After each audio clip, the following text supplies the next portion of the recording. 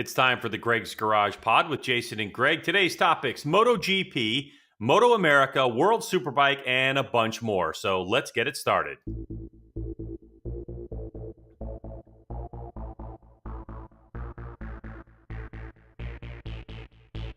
All right, everyone, welcome to the podcast. I'm Greg along with Jason Pridmore. Jason, what's up, man?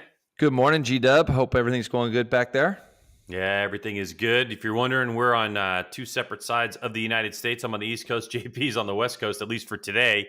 Now, Jason, there's a lot of people out there that might be listening for the first time, not know us. So why don't you dive deep and do your favorite thing you love to do, which is talk about yourself. Give us some credentials as it relates to why we're here. What are we doing here? And why are you the expert in what we're talking about? Well, that's funny, Greg, because you know what I think of my career, and I wish I would have accomplished a lot more than I did. But I've been pretty lucky to race all over the world. And I think that when you get to see all these great racetracks on TV week in and week out, whether it's World Superbike, MotoGP, I've been fortunate enough to see those. So I'll be able to hopefully give some perspective on that. I was lucky enough to do World Endurance, World Superbike a little bit, World Supersport. When I look back, I just think of all the great things that I was able to go and do. I had a little success here and there. I won a couple championships here in America, a couple World Endurance championships and so on. And just kind of came through the ranks like anybody else, did the weird thing to start with and came right through. And now I'm lucky enough on these weekends to be able to go in and talk about racing with you. We're doing the MotoAmerica stuff for the past 3 years on beIN Sports. That's been a real pleasure. Yeah, it's been really good. For myself, I've been around motorcycle road racing for 21 seasons, starting with I'd say I raced, but I don't want to hear it from you. I really don't. I raced at that pro level. You rode, Greg. You rode. You like that I did that little drum drop for you? Yes. Yeah, okay, guy. But I also started my television career, I guess you could say, the exact same time. My first AMA National I had ever done, I actually did it with TV. So that's been going on. I started at the club level in Weir years ago. So, been around the paddock a long time as a racer for a very brief period of time, but then as a commentator. As a matter of fact, since 1997, I've been to every race but one for the entire time, except the 2015 season, I think. Yep. The first year of MotoAmerica, I wasn't there. But other than that, there was only one race that I missed in that entire time as a commentator or a racer. Anyway, that's why we're here. I think that one thing you gotta know about that too, Greg, is that the information you are able to get from a lot of these teams and the trust that you have within our paddock is tremendous. And I think that'll be another thing that will really add to the show and the things that we're doing here, because your loyalty too, absolutely your loyalty to the series for all those years, you generated a lot of friendships. And I know everybody there makes fun of your racing career because, let's just be honest, it's easy to do that. Everyone. Yeah, pretty much. Even the kids that are in 300s, they just look at you and they don't know. Yeah. Well, they don't know. They find out. They can Google everything now. Yeah, the worst is actually, because I used to host this show, for anybody who's listening doesn't know, I used to host this show years ago on a network called Speed Channel, called Two Wheel Tuesday, 3.5 years every single week.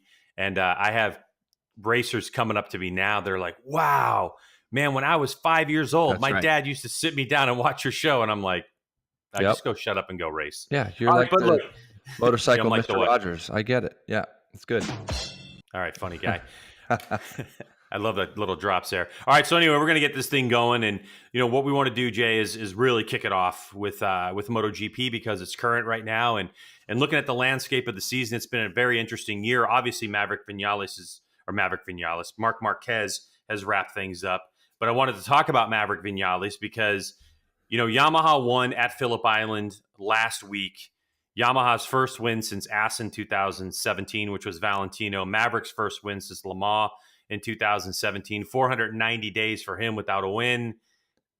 Let's just dive right into it, Jason. Is this Yamaha's only win of the season? Or I think it is. I think Phillip Island is a kind of circuit that really blends itself for Yamaha. That said, you get a guy like Maverick Vinales, you get some confidence in him, and in whatever issues they may have been trying to sort out. It was a very uncharacteristic race. I mean, we saw him again kind of have to get through the field, but he did it very early and was able to pull away from people. Phillip Island is not a track that's in the past, like say 5-6 years, we've seen close finishes all the time there. But it does have a tendency to breed some wild card winners. I think Crutchlow won there a couple years ago as well. It's some crazy races because the weather and the wind. The Yamaha this year for the last however many races, they struggled, as we know. I mean, it was getting to the point where that's all people were talking about was the almost 30 race win streak that they were that they had. Yamaha's longest non-win. Yeah. So I think when you look at it, I think that'll be very difficult. If they did it, I think it would be. I think Valencia might be the spot where the Yamaha could shine again because it's a very flowing type of track. But they've been having trouble with their electronics this year, and of course, keeping tires underneath them. You hear Valentino and Maverick talking about that all the time, just not having tires underneath them at the end of the race. Yeah, but Jay, everybody talks about like the Yamaha chassis, like, oh, we can tell it's a really good chassis, and all that stuff, plays into it. But it's MotoGP isn't just all motorcycle racing isn't just horsepower. I mean, it's the person who gets to the next corner first wins. So for me, you've got to say with the wins that Honda's had and Ducati's had, those are pretty good chassis as well. It's just married with the horsepower and they're able to get the power to the ground.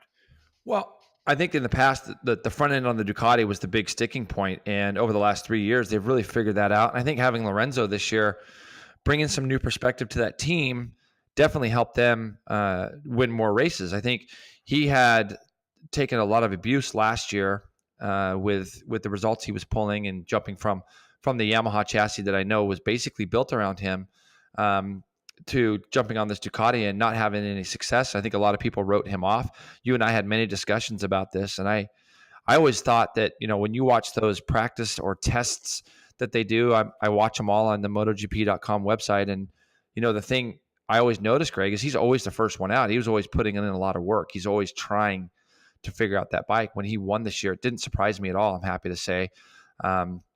As you know, I took him in our pool this year. Even that's how much I believe that he could still win. But I think that has definitely helped him, and it will be interesting to see where Ducati's progress goes from here. Now that they're bringing in, next year they're going to have Petrucci instead of Lorenzo. That we'll talk about that another time. But I think it'll be interesting to see where that development goes, and if Dovi is able to continue to keep going forward. Back to Yamaha real quick. Did you think that Vinales was going to be the one to get Yamaha that win that they were looking for, or do you think it was going to be Rossi? I thought it was going to be Rossi. I think watching all the races this year, he's been, he's always been ahead of Maverick a little. And listen, people sit there and they talk about Rossi's done and he's finished. And there's even some people think that he's kind of handcuffed that program a little bit because he's got his VR46 camp and all that coming through. And, the guy's third in the championship with still a chance to finish second. Guy's not done by any stretch of the means. And so, yeah, it'll be interesting to see. Where it goes. All right, so that's our buzzer, Jay. We're going to try to do around 3 minutes a topic. So that was good. So that's what that buzzer's for. Let's talk about Bautista, Greg. I mean, I think, this is something that we talked about. He crashed 3 times on the weekend at Phillip Island. He took the place of Lorenzo. Best finish of the year, obviously. With 2 laps to go, he did make a mistake coming 2 corners from the end. It kind of took him out of podium contention. He's moving on next year to World Superbike.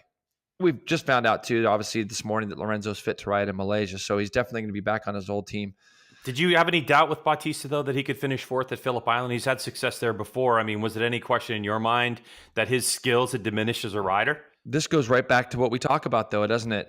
We talk about it on our race weekends where you say there's a lot of riders out there that are tremendous riders that if you don't have the right fit with the right package, with the right team, so on and so on. And it just goes to show that I think I saw one of his comments where he said that with his team, he's got a crew chief, a mechanic, and he's got 2 or 3 people behind. He said on the team, factory Ducati team, he sort of had 4 technicians and he had 8 people behind the scenes. Resourcing and being able to pull all those resources together properly just goes to show he didn't need to go testing. He rolled out on that bike Friday morning and literally carved his way through the field in the race. I personally was just hoping he wasn't going to fall because I thought it was we make the joke. No, he was right there with Dovizioso, and I thought, yeah, he's really pushing hard, and it proved to be the point 2 laps to go. Yeah, and as a rider, I was thinking, please just finish this race because it does so much to boost your confidence. It does so much as a rider to get that result, get that finish, get those laps under your belt, and not have it be where, you fall over and people go, yeah, he was up front. But, I think that was a key thing. But But He when had you nothing to have lose either. I mean, he's no, right. He had nothing to lose. I mean, he already crashed 3 times. The guy has got that ride for next year, with the same company. Obviously, you go back and forth with who's on crew, what's going on for next season. But that's what I thought. Like, I thought it was like a freeing ride for him. It's not like he was auditioning to try to get the factory ride. He's already moving to World Superbike on the V4. And I thought that was kind of played into it a little bit. no, and I think that was a great thing. We were kind of wondering why maybe a Petrucci or a Jack Miller wasn't brought up, and I think that there was some manufacturer tactics there to still try to win the manufacturers championship. Those two guys are obviously on updated versions, but Miller at his home race would have been an interesting prospect on that motorcycle as well. I think him falling off at one of the earlier rounds, at Motegi, hurt that chance. And Bautista, like you say, he's already got a contract with Ducati for next year. Michele Pirro was off doing some media PR stuff, so he wasn't available, who would be the guy that would normally stand in for that ride. But Bautista did incredible, and I'm sure this weekend when he goes to Malaysia, he's going to have that little extra boost of confidence, even though he won't be on the factory bike. Yeah, I'm looking forward to see what he does getting back on that bike and on his original bike versus the factory bike to see if he learned anything. Yep. All right, Jay. So let's move on to the next topic. The next topic we have up is going to be Johan Zarco's big crash. I mean, front straightaway, the data came back, JP, 280 kilometers an hour, 170 miles per hour, double drafts. He was okay. Marc Marquez said no big deal after. It's a racing incident. But man, that thing could have been disastrous. Kudos to safety gear that we have in MotoGP, right? It's astonishing, isn't it? The gear that we have now compared to back in the day. And, Greg, it goes, we always talk about this too, that a lot of times fast crashes don't really hurt people unless you hit something. Because once you hit the ground, you're kind of on the ground, you're sliding along. And I think what's incredible is how much these guys are all trained to really bring their arms in and try their best to not have all their limbs out. The fact that he ran into the back of Marquez, especially in that spot. If I've never been to Phillip Island, it's so fast there, obviously, and you're going back downhill, pretty steep down into turn one. And I already heard people talking about, Marquez moved over on him. And listen, that was just a race incident. I think Zarco just kind of got drawn into that draft, like you said, and he just couldn't get the brakes on enough. And when Marquez just kind of creeped back over, Whoa, hold on. What do you mean? People said Marquez moved over on him? Yeah, I had some friends and some people thinking that Marquez kind of did it dirty on him, and I'm like, there's no way. I mean, he had no clue. It was one of those. No, of course he didn't. There's no rearview mirrors on motorcycles. I mean, exactly. And nobody in their right mind is going to do that at that spot at the race. I mean, I've ridden Phillip Island. You have. Yep. I mean, that's just you just got to concentrate on getting through turn one. No, that's a gnarly corner. It's exactly right, and when you're racing that close, and the other thing too is Zarco's a very aggressive guy. You notice he's always running softs. Talking to some people that I know over there, that's how he feels his best chances. And when his principle when he got into MotoGP was, I'm going to put softs on so I could get used to actually what the pace looks like and run up front more often. And so he's always going soft. If you watch a lot of the telecasts when they go through the tires, and he was trying to get to the front. I mean, he'd already ran into a couple of guys anyways, into the second hairpin there. He'd kind of run into a couple guys, and he's a very aggressive rider, which I like because I think MotoGP was getting stale for a while. It's turning too much into F1. I think now we've got such close racing. That's what's really bringing the fans and the sport back as far as people really want to watch MotoGP. And Zarco's a breath of fresh air in there. But that crash, seeing how fast it was and how he got on his back and was bouncing off the inside curb or the outside curbings before he got to the gravel was incredible.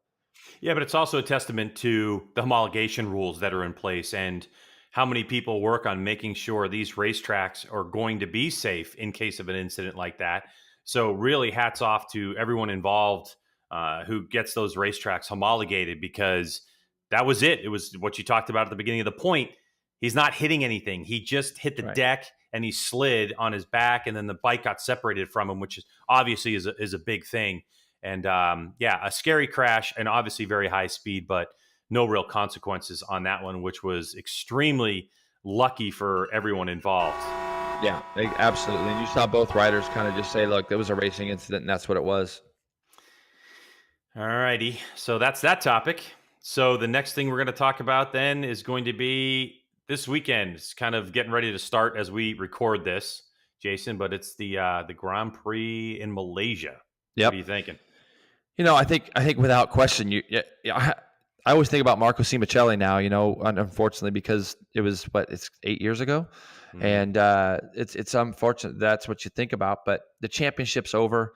Um, it's going to be hot there. It always rains, so I think it's going to be another close Grand Prix. I think the Ducati is going to be very difficult because of the big long straightaways and the acceleration out of some of the short corners. We got Lorenzo back, like we talked about earlier. Uh, Marquez is still trying to help the team and the manufacturer win both those championships, the team title and the manufacturer championship. So there's still a lot to play for him in those regards. Just reading some of his quotes and some of the things he said.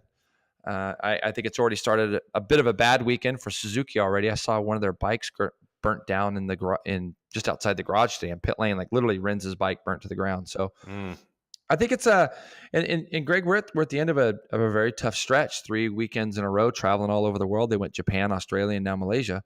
And these guys are going to want a little bit of a break after this. It's a tough road for all the teams because obviously Moto2, Moto3, and MotoGP go to all those. And these guys, get through this weekend. Like you said, it'll be interesting to see what the Yamaha does. But I kind of see a Ducati Honda thing again with Marquez and Dovi. Yeah, especially the characteristics, I think, of Malaysia as well. I mean, if you look at the stats, Jason, you're talking about, since MotoGP in 2002, Honda's got 5 wins at the circuit. Pedrosa has got wins in 2012, 13, and 15. He's been magical there at times. Marquez has got a win in 14. Yamaha has got a couple of wins under their belt as well, but it's been since 2010 since they won there. Suzuki, they've just been out of it. I mean, their best results a 5th place finish, and that was who would have been that rider who finished 5th on the Suzuki? Alvaro Bautista, I believe. Yeah, would have been the last guy to do that. Mm-hmm. And that's what I think a lot of people forget about Bautista is he's been around. He's been on factory rides, factory seats, and that Suzuki's coming good now. I mean, you're noticing both Iannone and Rins up there every weekend. That bike definitely seems like it's gotten better. Again, Phillip Island was a very flowing circuit. Iannone looked like he had the pace, just made a couple mistakes getting up to the front, which is easy to do there, especially when there's drafting and real slow corners and getting drawn into those. He just made a couple mistakes, but that Suzuki's good, and it would be great. You mentioned him earlier. Obviously, last season for Danny Pedrosa, been around for a long time, been a staple in the series forever. Rode for the same team throughout his career. Going to KTM to be a test rider. On the KTM, but it would be great to see him come back to a track like you said that he's done really well at in the past, and just put a good, solid ride in. I think seeing Pedrosa win one more, at least getting on the podium. Hey, how about a little trivia for you? When was the last time Suzuki won in Malaysia? Oh man, you're testing me. It's got to be. Is it 07? No. You ready? Yeah. 2000, 500 GP with Kenny Roberts Jr. Mm-hmm. Yeah. So it's been a long, long time since Suzuki's won there, and they've tested there over the years. Remember when Yosh used to go over there and test with factory bikes, and a lot of laps around there. Yeah, it's like definitely a testing hotbed for sure. Well, it'd be fun to see what happens this weekend. That's round 18 of 19 for 2018. All right, that's MotoGP. Let's wrap that up, Jason. So the next thing we're going to talk about is MotoAmerica here in the United States. I think an underserved series for a lot of people. The racing has been fantastic for a couple of years. MotoAmerica is now what AMA Superbike used to be as they wrapped up their 4th season in existence. We have 3 main classes. Really, Superbike obviously is the premier class in MotoAmerica, Supersport, and the Liqui Junior Cup class. So, let's just wrap up those championships, Jay, and just kind of get people familiar with some of the names in this series. Well, I think first off, what MotoAmerica's done in trying to get the series back to prominence and where it was with the people that are involved, obviously with Wayne, Chuck Aslan, they've done a great job, and the continuity within the paddock now is so much better. But we've got some great riders here. Obviously, talking about Superbike right off the bat: Cameron Beaubier, Tony Elias, Josh Herron, Matthew Skoltz. There's just a number of guys, Garrett Gerloff, that you can look at that we're counting on to kind of resurrect the racing, resurrect the season. And we saw some we've seen some great battles over the last couple of years there. And Cameron Beaubier this year was just the class of the field, and Dunlop came through with it when they got that new tire, the Yamaha, and Cameron just seemed to gel pretty well with it. And Tony struggled, and he was able to open up a bit of a points gap, from Road America to the last couple rounds. And it was good to see the Yosh bike kind of figure its way back at the last round at Barber. Tony looked a lot more comfortable on the motorcycle, and especially tipping into some of the fast corners. He was able to keep the bike out a little bit further. He wasn't having to turn in so early to feel like he had to make the corner and hold the brake lever on and things. So that was definitely good to see. And I think going forward for next year, there's a couple little bits of drama that are going on even currently that we'll talk about here in a minute that will be interesting to see where the series goes, who gets the other seat at Yosh, and so on. So Cameron Beaubier won the Motul Superbike Championship this year, and with a kind of a mid-season run that really showed his domination. In the Supersport class, it was JD Beach who absolutely throttled everyone, but I think it might have been a bit more of a competitive season had, Valentin DeBees on his Suzuki been around the entire season. And on the Junior Cup side of things, Liqui Junior Cup, man, that was a guy that you're familiar with. And, he's a fan favorite. He's French-Canadian kid, and he is pretty chill. Yeah. Give us some insight into, Alex Dumas, Jason, and how he is as a motorcycle racer, and where do you think he could go for his future? Not a ride, but I'm talking about the long-term future. Is he a MotoGP world champ, or what do you see? I think long-term future for a lot of our young guys is too early to tell where they're really going to be, where they're going to go. I think just being able to understand where all the series in the world stand right now, it's very difficult to get rides. So I think that, again, when you look at Alex, he did a tremendous job this year. The KTM and the Kawasaki, obviously at the beginning of the year, had big advantages on the Yamaha. And then as the season wore on, the MotoAmerica guys, and they looked at what was going on over in World Supersport with Scott Smart, and they changed some of the regulations. And then we got to see some of the kids that are on these Yamahas that have been tremendous too. Jay Newton comes to mind. Corey Ventura comes to mind.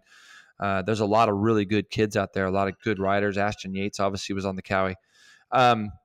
For Alex and for Corey and for Ashton, they're all going to be, they've either got to move up this year, they got to go up to the 600 class, or maybe try to go to World 300 Supersport. I know that would be kind of an option for Alex and maybe Corey. I believe Ashton will probably stay here, I think. But right now that class is kind of, it's the most nervous one for you and I to commentate on, isn't it? Because we see these kids riding so close together, and it's so competitive and so fast, and they all want it so bad. But I think moving forward, I think it'll be interesting to watch next year. What bikes are going to be most popular next year? We'll be interested in that class too. But I think Alex Dumas, like you say, he's a very chill kid, and he's testing his options and looking at things. I was lucky enough to ride with him this week on a 600 for a couple of days out there at Chuckwalla, just to kind of get him used to the speed, get him used to the weight of the bike and that kind of stuff. Just had a fun couple of days, and he took to it pretty quickly. All right, so moving on to topic that is this topic's too big to cover in 3 minutes, but we're going to certainly try. Silly season for MotoAmerica is kind of crazy right now. I think the number one thing to talk about, Jay, is going to be the Yosh ride. Roger Hayden retired after 20 years in the paddock, left that factory seat open, and there's been so many talk about ultimately 5, 6, 7 different riders, some from overseas, but Suzuki saying, Yoshimura saying that they want to stay in the States, and now we're down to 2 riders, which is Valentin DeBees and Josh Herrin, with Josh Herrin yesterday coming out on roadracingworld.com saying that he doesn't have a day planned to test the Yosh bike, which I thought was a bit surprising, and I'm not sure is exactly the most accurate statement in the world from what I'm hearing. What, are you saying you don't believe him? Is that what you're saying, Greg? You're saying you don't believe him? Yeah, I'm saying, well, I mean, Josh Herrin's always been very cagey about things at times and what his future holds, and he likes to, work with the fans and surprise them and, get some hype built over it. But, his quote, Jason, was after the question was posed to him about a test late November at Thunder Hill in California, Herrin said, quote, "No, I honestly don't have any day planned with them or anything," unquote. He told roadracingworld.com. He continued on to say that I'm just talking with Don Sakakura, the president of Yoshimura Racing. We haven't had any negotiations or anything. I've been reaching out to them, and I am still talking to Richard Stamboli and stuff, still trying to figure stuff out. Yep. So, I mean, I have it on pretty good authority from people who were in the know at the team, at the Yosh team, that they are planning a test. Whether they've let Josh Herrin know that, I'm not really sure with that quote. But my understanding is they already gave Valentin DeBees a test, and Josh Herrin gets a test. And they really want to do a rider evaluation. Well, and Josh Herrin deserves every bit of that because of his results this year. I think, he's very charismatic, which is nice. He's very fast. He's aggressive. A lot of the things that I say in the telecast about him that I love, he's kind of like the Zarco for me in MotoGP, where Zarco kind of shook things up a little bit. And I feel like Josh does that. Is there somebody more deserving than him? I don't know that there is. I think that he deserved to have his name in the hat. I don't think early on his name was even in the hat. We heard a lot of the JD Beaches and the Matthew Skoltzes and things. And for whatever reason, those kind of things have died down. I know Matthew's with a great team, with the Yamaha WorldSBK team this year. And it still looks like he just signed again. But when you talk about Josh Herrin, why wouldn't he get that job? The only thing I worry about there, to be fair, is I think Josh Herrin likes the role of underdog. And with that attack team, he's got a bike that he knows that he can win on. And this is what we talked about very early in the show. You have to have the right bike, the right team, the right continuity within the semi. And Josh has that right now at attack. And my fear is he gets over with a new team where they already have a Superbike champion in Tony Elias. There'll become a time there where if you're struggling a little bit, you're worried that you're not getting the same resources as the guy next to you. With attack, Josh has all the resources. He's their rider. He's their guy. Stamboli will work 24/7 to make sure that he puts a bike underneath Josh that's capable of winning. Richard doesn't do anything half-assed. Everything's going to be it's all going to be based on Josh and get Josh the best equipment he has. I think Josh thrives in that kind of environment, and there'll be a decision for him to make if he does get on this Yosh bike, if he does like it. If they wave a little bit of money at him or whatever the case might be, he'll have a decision to make. Do you walk away from a bike that you know you can win on and go with a new team? My concern is this. When you're in the attack team and you have Richard Stamboli, Richard can react very quickly to what the rider wants, not only from an electronic standpoint or a suspension standpoint, but I mean, he builds swing arms. He built two swing arms this year. So if Josh Herrin is having an issue and Stamboli, who's extremely smart, looks at the data and he says, okay, and he gets the feedback from Josh and he says, okay. And then he goes, all right, I've created a new swing arm. Yep. And I talk to him and I'm like, well, what's this swing arm about? And he says, this is what we're accomplishing. And then mid-season, I have a new swing arm. Well, why? Well, because it's the same basic design, but I have bracing here and this and that because when it's on the edge of the tire, blah, blah, blah, blah, blah. All right. So, and that's the reaction time to getting Josh Herrin to go fast is incredible. However, on the factory side of things, it doesn't necessarily work that way. They have some things they can do to the bike, but Yosh Japan and Yosh USA are very closely linked. I mean, this is a full-blown factory motorcycle that it hadn't been for years. And if you want a bit, it takes a while. Like Tony Elias wanted a swing arm, and it took 3+ months to get a swing arm. There was a link that they wanted created from Suzuki to help with the new rear tire that Dunlop created. And it took a long time to get. It took some time to figure out that tire and everything else. So I'm not sure that Josh Herrin going to Yosh is going to be the most successful thing in the world from the standpoint of what you're talking about. He loves the underdog role. He gets that aggression, and I love him riding that motorcycle. But Richard's able to go, oh, you're struggling here? No problem. Click, click, click. We're changing this. Click, click, click. We're changing that. Oh, I made you a new tank, a new, whatever. I mean, and that's my concern about that flexibility going forward for Herrin, and if he's going to be able to adapt to that environment. And if he's not, is it going to slow him down? Then we have the spectacular racer who's just out there ripping it up and creating these fights that we all love to see. And next thing you know, he's, in 4th place, 2 seconds off the pace. Don't lose sight of the fact of something that you said there. Richard Stamboli is like a manufacturer because he does. He just builds parts. He makes parts. I mean, there are a lot of teams out there that get a lot of parts, but they get them from a manufacturer. Stamboli just goes ahead and builds them. And as a rider, that gives you so much confidence. I was lucky enough to ride for him. Josh Hayes came through with him, Ben Spies. There's a number of people that rode for Attack. And essentially the guy never stops. He never quits working, does Richard. He's always pinned. And I think, Josh Herrin has that in his corner right now. And it would be really interesting to say, if you wave some money at Josh and you say, Josh, you're going to get paid this amount, and for both teams, whichever team, which one you're going to choose. There's something very validating as a rider to be able to know that you've got somebody like Stamboli in your corner. That said, Sure.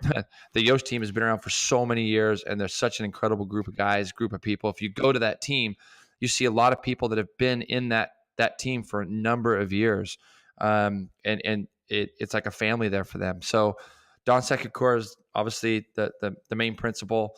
He's done a great job managing all those personalities and things over the years. Very mellow.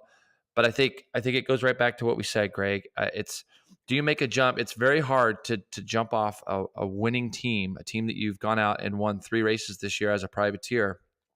So Josh is definitely going to have some decisions to make. And let's talk also real quick. Hold on. That's if he gets on that bike, if he gets to test it, and if he does well at the test, because the data's already in for Valentin Debise. They already know what kind of times he does. They already know how he works, what kind of input he can give to the team. So it really, that is done and dusted. So now if Josh Herrin gets an opportunity to test that bike later on this month of November 2018, then some pieces have to fall into place. And Greg, talk about Valentin Debise for a minute, because that guy, impresses me so much. He has tons and tons of experience, and we're always touching it. You're always touching on it about how when he goes home to France, he's always on a motorcycle. He's always testing, but he's got a lot of experience on big bikes. It's not like his first rodeo getting on a big bike. What he's done on the Suzuki the last 2-3 years has been incredible. He's been the only guy on a Suzuki that's been able to really run up front and give the Yamahas any kind of worries at all. His unfortunate accident this year at Daytona really did change the way the series went in Supersport. I think he would have been another guy that would have been obviously battling with Hayden and JD all the way to the end. Very cagey, very smart rider, gets up to speed quickly. He will be a guy that will benefit from being around a team like Yosh. He's been with a great team the last 3 years. But I think if he gets with Yosh, there's zero reason for me to believe that Valentin Debise isn't going to be right up front as well. But all right, so we got to talk about the keyboard jockeys, and they're belly aching about, you're going to have a Spaniard and a French rider on a factory American team. That's Japanese. Yeah, exactly. And I don't think that's necessarily fair, because I think what you're really looking for is the best riders that are going to put on the best show. And if there isn't an American rider that fits in there, then we've got to turn our heads and look at the Supersport and look at Molly Junior Cup class and say, okay, who's next? Who steps up next? And how do we, as an American fan base, support that rider coming up? And I think it's a bigger issue than just looking down the road to one season saying, you know what, you shouldn't put the best rider on there. You just have to put an American on there. I think that would really do a disservice for the series and for Yosh. And let's just think about it. None of us knew who Valentin Debise was 3 years ago. And here's, John Ulrich looking for a rider, and Chris Ulrich both. They're looking for a rider to come and compete. They find Valentin Debise, which is something that they've been incredible at over all the 40 years that they've been around. Seems like 70 years probably for John. I talked to him a little bit yesterday. But the thing is they've been around for so long. They have a way of finding this talent. And I know Debise came over here. He had raced World Endurance, and I'd been over there a bunch, Greg, and I'd never heard of him before. And immediately he's made an impact on our series from the first year out. And then when he started to win and getting used to the tracks a little bit more. And healthy. Remember, he came in with a bad shoulder. Yes, that's exactly right. He got healthy. And let's not forget that team that the Ulrichs run is a farm team. It's a team it's within the Suzuki family. And it's supposed to be a team where if a rider's doing really well and there's a spot that becomes available on the main factory team, that's how I always knew that team. For all the years that they've been around, they've been able to produce great talent and then move them forward onto the Yosh bike and that kind of thing. And I think Valentin getting the test last week or 2 weeks ago, whenever it was a bit of a product of, hey, don't forget about us. We got a great rider here who they can now move along. And I don't know who the next great rider would be that they would pick up to ride their 600 next year. That would be something that maybe we'll talk about in some future telecasts, because I don't even know who they would think about right now. But Debise is I mean, he's got the credentials for sure to be able to get on that bike and run up front in Superbike. All right, we've spent a lot of time on silly season. We didn't even talk about JD Beach. JD Beach right Yeah, now JD, still up in another the one. air. What's going to happen? A lot of rumors surrounding him about possibly ridiculous racing, the ride that's that they don't have available. Maybe they buy the bike that he won on from Graves. They field him, and he gets to do dirt tracks. So his future's still up in the air. There's so many riders out there that what we need is the Yosh ride to fall into place, I think, before a lot of other pieces of the puzzle start to And I think line up. one other thing that goes with that, Greg, because JD Beach is a huge talking point for me. If there was somebody that really, really deserved a chance to get on a superbike, it'd be JD Beach. He's been around for so long. Again, a tremendous personality, very endearing to the fans and to everybody. He likes to have fun, which is very nice to see. Works hard. What a great work ethic he has. So he really deserves that ride as well. But it's just the way the series is right now, all around the world. We've got some really talented riders that just might not be getting the opportunities that they deserve. And the last thing I'll say about this before we move forward is my biggest fear is that if Josh Herrin does go to Yosh, what happens to attack? We don't want to lose a team. And I know that there's already things in place. You and I have heard things that might be moving forward. No, it's With it's other on the Road riders. Racing World article. It's Yeah, right at the very end. I mean, it's kind of the cat's out of the bag. Richard yep, Stamboli has been communicating with 36-year-old Marco Melandri from World that's right. Superbike and so on. And so he might come and fill that spot that if Josh Herrin vacates that. They Yep. need more money to get that program working right, but still, it's out there. And getting Marco here would definitely be a great thing for MotoAmerica. Yeah, there's no question about that. And I get tired of reading about people that saying, "Oh, we're just kind of a series where we're getting old MotoGP guys." It's such a joke to me nowadays. You can ride these bikes now to your 40 because superbikes now are much. I feel, my opinion, that they're much easier to ride than they were 10, 15 years ago because the advancement of electronics and things. We don't see as many big crashes and things like that anymore. But Marco Melandri is winning World Superbike races this year. He's actually beat Johnny Ray heads up.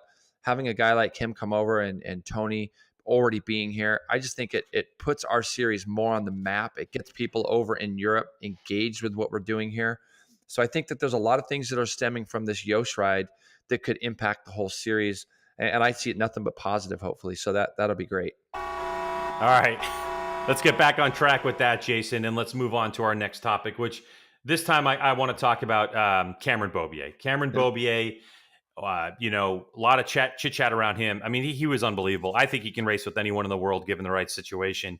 Doesn't look like he's going to a World Superbike. I know for a fact he doesn't have a contract in MotoAmerica yet. That's still up in the air. But Jason, a good thing that he's staying put, a bad thing that he's going to stay put. What do you think? Well, there's a lot of fans out there that I've seen, not so much with Cameron, but they blast people for sticking around and racing in our championship. Oh, why don't you just move on to MotoGP? Oh, why don't you just move on to World Superbike? Well, because there's not an opportunity for that. And Cameron Beaubier deserves a chance as well to get over there. I've said many, many times, Cameron unfortunately has come through at a very strange time where our series was at the bottom when he was kind of making his way through. And when he got to sign with Factory Yamaha, he had to beat Josh Hayes, who is four-time Superbike champion. What is he, second in all-time wins is Josh to Mladen, I Yep, believe, right now. sure is. Yep. Josh is just, again, good friend, great work ethics and all those kind of things. But when Cameron came through, if he was beating Josh, he was beating a 40-year-old Josh Hayes. And at the time, Josh was just dominating everything. So to the rest of the world, it didn't really look like much, I think. And then if he was losing to Josh Hayes, well, he was losing to a 40-year-old Josh Hayes. There was really no winning for Cameron. And now he's got 3 Superbike championships under his belt. Right now would be the year to see him move on if there was a seat available, and there just isn't. And you got to understand that Cameron can make a living here in America. He can make a living. He can go home on Sunday nights. He's got a team around him that have developed a bike around him, a program around him, being Yamaha. If it wasn't for teams like Factory Yamaha and Factory Yoshimura, Suzuki, we wouldn't even be here in this discussion, where the series was 3, 4, 5 years ago when Cameron was getting this chance. So I'd love to see Cameron overseas. There was talk of another Yamaha team starting up over there. I believe it's still going to happen. There was talks of him maybe getting on one of those bikes. I would have loved to have seen that happen because we really need to see an American over there on a good bike, Greg, not a B bike or a C bike, a good bike. Yeah, I agree. And Cam he was lined up. He was on the lips of people in World Superbike. When we were at Laguna Seca, they want Cam in the paddock, but things had to align up in the proper way in order for him to even get the offer. He's not going to go on a privateer bike. You're not going to go jump from MotoAmerica on a factory Yamaha with the crew that he has behind him winning championships just to go World Superbike so you can tell the story. Hey, everyone, I went World Superbike racing. How'd that work out for you, JP? Yeah, no, exactly. Hey, thank you for that. No, but it's you know what, G-Dub? It's not even worth his time to go over there unless he's going to get on something good. It just doesn't matter. Exactly. Because, And it didn't happen. There was an opportunity for him if someone decided to go somewhere else. It didn't happen. Yep. And so now he's in the situation that he's in. And honestly, I'm happy to have him sticking here. So yeah, if that is the case and he does stick, it'd be great. It'd be neat to see him get a wild card if that was the case too. But yeah, going forward, Greg, you mentioned a team earlier in Ridiculous Racing, and kind of excuse me, for our next subject, we want to talk about some impact teams that showed up at MotoAmerica this year and really made an impact. And I can't think of anybody more than Ridiculous Racing right off the bat. Those guys basically put a guy that I felt was extremely underrated in Hayden Gillum, built a great team around him and Jason Aguilar this year. And we saw Hayden come right out of the box and win at Road Atlanta and really put his name to the forefront of the challenge. After we saw DeBees, go down at Daytona, we thought, oh gosh, JD's going to come in and win every race. They've got some great people underneath that canopy, does Ridiculous. And I think that they made a big impact in our series. They showed up, they looked professional. Their team grew and got bigger, obviously, with a semi. And they work hard. Those guys work really, really hard to put the best equipment they can under their rider. And I think that showed this year. And there was a couple other teams, Greg, I think impact-wise, obviously Richard Stamboli at Attack. We talked about that a little bit earlier and what he does. I just feel like that we talk a lot about Yosh. We talk a lot about Yamaha, as we should. But we got to look at some other teams, even like the Yamaha WorldSBK team, finding Matthew Skoltz a few years back, putting him on a bike. He's going out and winning races on a super bike as a privateer team. It'll be interesting to see what other teams come through. And I think the thing about the WorldSBK team that people don't realize if you're not coming to these MotoAmerica races, it's not just the race results or the presentation necessarily, because the WorldSBK team stepped up their presentation over the course of the season. We're able to add some fancy things like walls and stuff like that. But it's the way that they approach it from the marketing standpoint, and having conversations with Chuck Giacchetto and the team over there is they talk oftentimes about activation, about how to get return on investment for their sponsors. And I think that for the long-term health of MotoAmerica and teams is having conversations with those guys, going beyond what it takes to field a team, going beyond the results and talking about return on investment for sponsors and how you get sponsorship, keep sponsorship and activation and those types of things. Very valuable that a lot of people don't even ever understand or see, but I see it. And I think it's incredible. And, to add to your thing about Ridiculous Racing, I think the other thing that's good about Ridiculous Racing is that, people look at them and they go, oh, they have a pile of money. They have a pile of money. I don't know if that's true or not true. I know that the company and the history and everything, but they are not coming in saying, we're going to change the world. We're just going to spend the most amount of money. What they're saying is let's do this step by step. So one of the things that people talked about when JD Beach, not having a ride for next year, and what happens with that 600 program of Graves going bye-bye, which isn't 100% yet, but it's a pretty close to being a done deal from what I hear, is why doesn't Ridiculous Racing, and this was just a comment people say, why doesn't Ridiculous just go rent a superbike from Yamaha? Because, oh, by the way, anybody out there, if you have enough money and you want to go superbike racing, you can do what was done years ago with, what was the team, Jason, that used to rent all those superbikes from Yamaha? Ben Bostrom was on there. Chris Clark was on there. Didn't Larry Pegram do it one year too? I think so. A long time ago. Yeah. Talking to Keith McCarty, he's like, that's still available. If someone wants to come rent a full-blown superbike, we'll do that. And so anyway, why doesn't the Ridiculous Racing just go rent full-blown superbikes and put JD Beach on that superbike and just spend a ton of money? And from what I've heard, Ridiculous Racing is basically saying, like, hey, let's take it easy. We're not going to go from one program to a full-blown superbike program. Why don't we take our time and baby steps, and get into this and do it the right way. And that's really impressive as well. The thing I love about their team is they're so understated. Like they stick to their stuff. They're working hard over there. The only thing that's not understated about them is their colors. You can see them; they're very visible. That's true. which is great. I mean, that's what you want a team to be. And when you go back to the WorldSBK team, when you go there, and if you come there as a fan to a MotoAmerica race, you're going to go there, and it's the WorldSBK team themselves in the paddock. They're not the biggest, they're not the gigantic team that you see, but they're resourceful, like you said, and having Chuck Chiquetto and the guys that they have on the team there, they've built a bike. That's the most important thing to a rider, is the bike, obviously, and they build a winning bike, and they do it very well, and it looks good. It looks great, and like you said, you know what I mean, Jay. You know what I mean? Like, it's clean. Yeah, it's you go to the paddock, it's clean. It's everything is well represented. Yes. All the time. Yep. All right, we got to move on to the next one, which is going to be the 2019 schedule for MotoAmerica. It hasn't been finalized at all. We don't know officially what's going to happen, but Jason, you and I know that behind the scenes, it sounds like the schedule is going to remain pretty much the way it was for 2018. Similar venues, similar times of year, which, obviously we don't know exactly about Laguna. World Superbike hasn't announced their schedule yet, but it sounds like it's going to be pretty close. Good thing or bad thing? Great thing. And you know what's great? I'll tell you the other thing that's funny is one thing that we can't forget, Greg, is up till 3-4 years ago, there were teams waiting until January and February to find out what their scheduling is. And True. The one thing I'll tell you about the MotoAmerica guys is it's mid-October. And I know, like we know a few little things. I know that they knew what the schedule was about mid-October. And being assertive like that and getting it out to these teams so that people can plan their years is incredible. And I know that we'll probably see something from MotoAmerica more officially, probably within the next couple of weeks, as far as what their schedule is going to be. I know they're still working on some details on the other side, but the idea is that they're getting their schedule out 5-6 months prior to the first round. And that really helps a lot of these teams, and it helps people be able to budget. And again, it's that flow of, we're not going to change a lot of things. We're going to kind of do the same things we did this year. We're not going to have to change a bunch of stuff. I think that goes a long way with some of the changes. We've even heard of some weekend kind of scheduling changes that they're going to do a little bit differently for 2019. That they're going to try. Trying stuff. Yeah, they're trying stuff. And good on them for doing it, because we've got to figure out a way to continue to make our series grow and get better.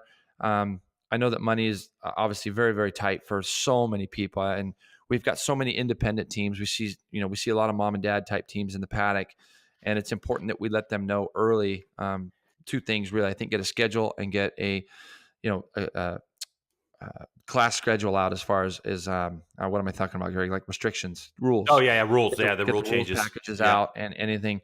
And MotoAmerica always seems to be able to get that stuff out really, really early, a lot more than when I was racing. I know for sure that when you and I were racing, or when you were riding, I should say, not really so much racing, but yeah, for sure. Very funny. Our teams and stuff were waiting until January. We knew that we were going to Daytona in March. We knew that, but that was really it, Yeah, I know. So, and the other thing too and the other thing too is that if you're new to MotoAmerica or you're kind of getting back into it, one of the reasons we don't go to some of the tracks we used to go to is because MotoAmerica's goal is that we go to racetracks we can race in the rain. So they want to make it an experience for the fans. And there have been some races where we've shown up and it's been rain all weekend long. I mean, Road Atlanta. For the longest time, right? For the longest time, that's like MotoAmerica was bringing the rain to the races. Yeah, and it's part of the reason why we don't go to the super speedway tracks, is because MotoAmerica is trying to get it more like MotoGP and World Superbike, where we go to these tracks that have been homologated that you can race in the rain. And so, racing just goes on. Yeah. And when I talked to Wayne very early, like when this whole thing was absolutely starting, one of the things I said to Wayne is that we cannot go to these tracks. There's a track that I love. I absolutely love that we don't go to, because if it rains, if people are planning their weekends around it, they can't go to Mid-Ohio because we can't ride there in the rain. The track surface is incredibly crap. So if it rains, you can't ride there. And so people then plan their weekends or plan a schedule on coming to a MotoAmerica race and don't get to see bikes on the track because of the weather. And and again, it's credit to the guys there at MotoAmerica for doing what they've done. Yeah. All right, Jay, let's go ahead and wrap this up with some World Superbike talk. I mean, let's just go ahead and breeze through these topics as we're making this nice and long. But, Johnny Ray's domination in World Superbike is something that we have to just touch on. He's an absolute stud. I mean, I know the team is awesome behind him, but the dude should have been a MotoGP rider a long time ago. Again, you see the hate for Johnny Ray. The guy's winning. He gets hate because he's not in MotoGP. Well, there's not really That's not any his seats. choice. Yeah, exactly. It's such a joke to me when I read this stuff. And there are prominent people out there. I'm not just talking about just fans that maybe aren't as clued in. I'm talking about there's people that sit there. Well, he had the Suzuki opportunity. He had this. We really don't know what the opportunities are that Johnny Ray had. We don't really know. It's like all we know is what we read, and we know how accurate that can be at times. So the fact that the guy's won 4 Superbike championships in a row, the fact that the guy came from that Honda that was struggling when he was on it and still capable of getting it up front. Again, right back to the beginning of the show. Right bike, right team, right rider, right manufacturer. And love the cat. He's a good dude too. Big fan. And here's what you do. You go out and you put 4 Superbike championships together and you get a bunch of hate for it. And I read where Gregory Olivier had said that, Johnny's not that charismatic, as a champion and this and that. This is a guy that's, that has won. Gregory Olivier said that? Is that talking about Olivier? Yep, really? Yep. And he's part of the World Superbike organization. And I know Johnny took exception to that a little bit. But the thing is that as you look at what he's done, you can't blame it. Is World Superbike right now the most competitive it's been since it started? No. I think that any of us would say that you go back to the Fogarty, Corser, Biaggi, Colin Edwards, Troy Bayliss days. Man, that was some really insane racing. But World even Superbike Scott Russell and Carl Fogarty too. Scott Russell, Carl Fogarty, Doug Pohl. I mean, now we're going way back. But I'm saying that when you look at this, he's making a living, and it's really up to everybody else to step up. And I'm talking manufacturers and riders and things. We're just living in a different time now, and Johnny Ray's making a living. He's providing for his family, and he's winning a ton of races and depositing a lot of checks. Good on him. Good on him. All right, next topic. Yep. New Ducati race bike V4. It's got a dry clutch. People all fired up about it. But Jason, it's a new bike for Ducati. You have Alvaro Bautista and Chaz Davis going after that bike. Is it going to win straight out of the box in World Superbike, or are they going to need some time to develop it? Well, I think as with anything, you're going to need some time to develop it. I think that with Ducati, they're going to build winning bikes. The Ducati that they're on now, I just think that the Kawasaki's been better. I think that the Kawasaki's the best bike in the paddock. So they're building a bike now to try to come and beat that Kawasaki. They've got test riders riding the bike. Chaz is obviously a World Superbike race winner. Bautista, it'll be interesting to see how he comes over and adapt. It's not going to take him anything. I don't really feel for him to adapt. So other MotoGP riders come into World Superbike paddock and adapt, no problem. I think it's really interesting to me that Melandri's gone. He's still proven that he can win, and he's still proven that he could run up front. I think that his departure was even surprising for him as well. But I think that, will Ducati win? They'll win. I just think once we see that first test and really how it goes, there's so many dynamics now to these motorcycles with the electronics and so on and so forth that they've got to get dialed in and get right so that these guys can be competitive with the bike right now that's dominating. Yeah, I mean, talking to Richard Stamboli in MotoAmerica about attack, I asked him one time midway through the season, how's your engine, you think, compared to the factory Yamahas? He goes, who cares? Because I can pile in 400 horsepower in this motor. If I can't get it to the ground in the right way, it's completely ineffective. All right, next topic, race 3. Okay, so 3 World Superbike races in one weekend. The third race being a short version. Your opinion? I hate it. I just don't. There's certain parts of it that I don't understand. There's people that make these decisions that are a lot smarter than I am, for sure. But I've gone to 2 World Superbike rounds, 3 World Superbike rounds this year. I went to Portimao in France there after of course, we were at Laguna. And there's a lot of sitting on your hands for the fans. And I think that that's why the Saturday format hasn't really worked. And when I looked at the Saturday format, when I went to Portimao, the riders, World Superbike riders, were on track at 8:30 to, I believe it was 9:15. It was a 45-minute session, and 35 minutes later they got Super Pole 1. So you're up early, you go to the track, your first practice out, hour and a half, 45 minutes after you get off the bike. If you haven't got through Super Pole 2, you're Super Pole 1. 15 minutes after that, you got Super Pole 2. And then you're lining up for a race at noon. And you think about all the things that are going on, it puts an incredible amount of pressure on your team if you go out and you crash with the one bike rule.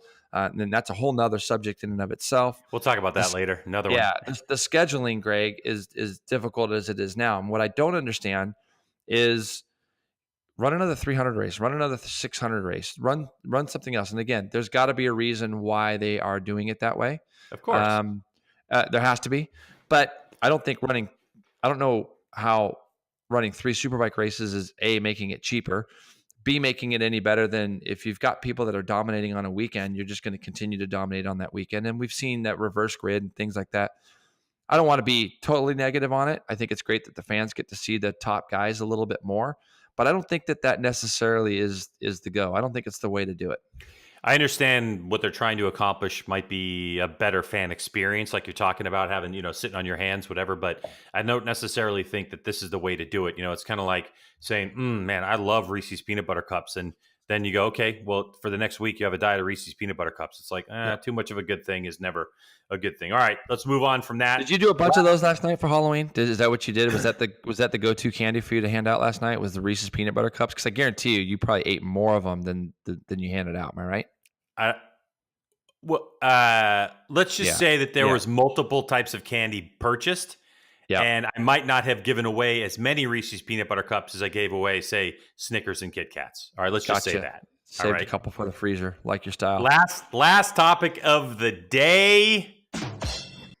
That was the wrong one. Should have been maybe the dramatic, like a dramatic. Dun, dun, dun, dun.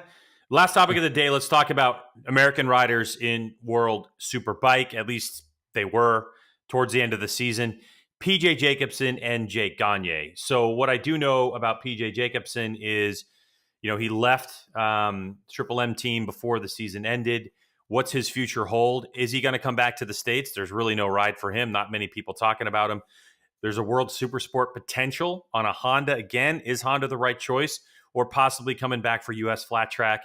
Jason, PJ Jacobsen, how good is he on a motorcycle that people really don't realize? Oh, he's great. I mean, he's really good. There's no question. And again, it's just, I was over there with PJ. I was in France, and the kid's over there by himself. Doesn't have anybody with him. He's in a very, very almost like a hostile environment within the team. It's not a happy place to be. He went to Suzuka. He rode the factory Honda there. Was very, very fast with his teammates. The kid can ride a bike. But again, you got a lot of these B and C grade teams that we need in the paddock over there in World Superbike just to keep the series alive. But the resources that they have aren't maybe as good. Maybe the crews, the personnel don't have the knowledge, and you can't prove yourself, Greg. You can't win. I'm sitting on the edge of the track at Portimao watching him try to ride the bike. I didn't even go talk to him in Portimao because I didn't even know what to say to him. I felt so awful for him just watching the bike and watching the thing, trying to spit him off everywhere. And I felt bad for the guy. So yeah, he definitely can win. He's won races over in World Supersport, and so on. And he's won in British Superbike and British stuff over there as well. I feel like it's just a shame that there's nowhere for him to go. He's really stuck it out over there. He's not been an American guy that's hung out over here. He's really tried to make it overseas. And I don't know what's going to happen with PJ, and it's a shame. And it's the same even for Jake Gagne. We feel like Jake Gagne's got a place to maybe come back over here.